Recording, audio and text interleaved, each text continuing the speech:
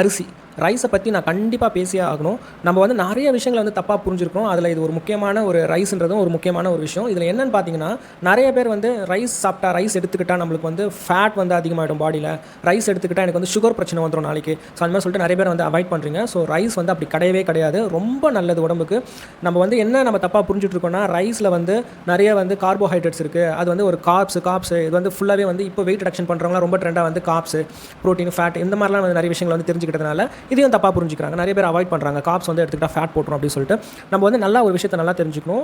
கார்போஹைட்ரேட்டில் நிறைய கேட்டகரி இருக்குது. Monosaccharides, disaccharides, so அதுமாதிரி பாலிசாக்ரைட்ஸ் இருக்குது. இந்த பாலிசாக்ரைட்ஸ் வந்து ஒரு தரமான ஒரு கார்போஹைட்ரேட், சரிங்களா. இந்த ரைஸ்ன்றது அண்டர் பாலிசாக்ரைட்ஸ். இந்த பாலிசாக்ரைட்ஸ்ன்றது நம்ம உடம்புக்கு சஸ்டைண்டாக எனர்ஜி கொடுக்கக்கூடியது, சரிங்களா. ஸோ அதனால் வந்து இது வந்து நம்ம வந்து அவாய்ட் பண்ணக்கூடாது. ரொம்ப நல்லது, சரிங்களா.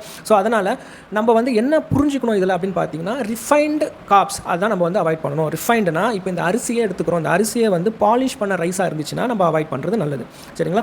அண்ட் தென் முக்கியமாக நம்ம என்ன தெரிஞ்சுக்கணும்னா, எந்த ஒரு ரிஃபைன் ப்ராடக்ட்ஸுமே, அதாவது ரிஃபைண்டுனா இந்த கோதுமையிலேருந்து ரிஃபைன் பண்ணக்கூடிய மைதாஸ் ஆகட்டும், ஸோ இந்த மாதிரி ரிஃபைண்டாக வரக்கூடிய ஐட்டம்ஸ் எல்லாமே வந்து நம்ம வந்து அவாய்ட் பண்ணிக்கிறது ரொம்ப நல்லது. ஏன்னா அதில் வந்து பியூராக ஒன்லி காப்ஸ், அந்த ஒரு காப்ஸ் மட்டும் டேரெக்டாக போய்ட்டு நம்ம இன்சுலின் அடிக்கக்கூடியதுனால நம்மளுக்கு சுகர் ப்ராப்ளம் வரதுக்கு வாய்ப்பு இருக்குது. அண்ட் பாடி ஃபேட் இன்க்ரீஸ் பண்ணுறதுக்கு வாய்ப்பு இருக்குது. ஸோ அதனால் அதை தான் நம்ம கட் பண்ணுமே தவிர, ஒரு ஆர்கானிக்காக ஒரு நல்ல விஷயம் நம்மளுக்கு வந்து கிடைக்குதுன்னா, அந்த ரைஸ்ன்ற ஒரு நல்ல விஷயம் கிடைக்குதுன்னா அது எடுத்துக்கிறது ரொம்ப நல்லது. ஸோ ரைஸுமே உங்களுக்கு முடிஞ்ச வரைக்கும் கைக்குத்தல் அரிசியாக வந்து பயன்படுத்துங்க.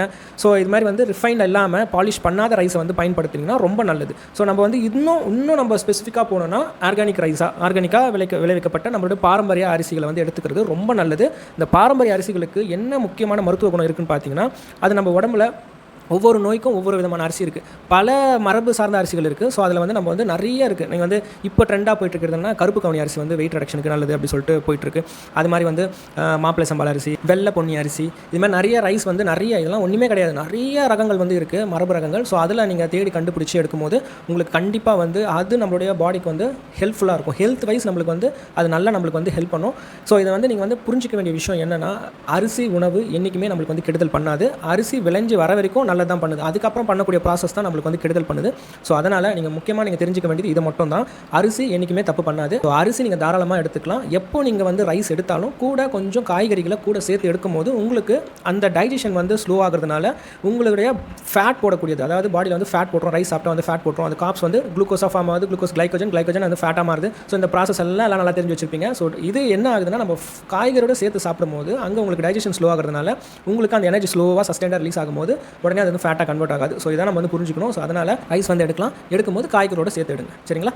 ஸோ இதே போல் யூஸ்ஃபுல்லான இன்ஃபர்மேஷனோட நெக்ஸ்ட் வீடியோவில் பார்க்கலாம். தேங்க்யூ.